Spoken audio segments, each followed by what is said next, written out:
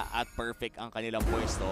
Johead, nag-conceal. Nice defensive play from JPL. Oo, makikita yata nila doon yung jungler. Sa dami ng pwede mong makita yung jungler pa. Tapos ito lang susunod mong makikita. Kita niya may 3 o 4 na magpapakita. Tapos pinalibag si Sanji doon sa may bandang gitna. Nandun na rin naman sa likod si Troll. Pero yung delay nandyan pa rin naman. Si Vanix ay makakapunta doon sa may bandang likod. Si Coffee na ata ang kanyang bibigyan. At grabe na nga yung attack speed dito. Sunod na niya. That's a...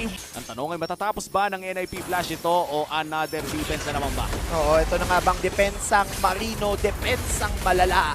Kasi mababagsakin ng NIP Flash ang core na meron sila. Si Ayun! Hades pumasok sa loob. Mega kill coming from Courtesy. Tapos na, espada pa nga nitong si Vanix, ang mga miyembro ng Twisted Minds. Rather, at hindi pa sila tapos. Kasi mukhang ngayon, kumakatok na sa base ng Twisted Minds ang Singapore. Parang gusto nilang patunayan na at sa huli, Singapore ang mamamayani at sila ay pasok na sa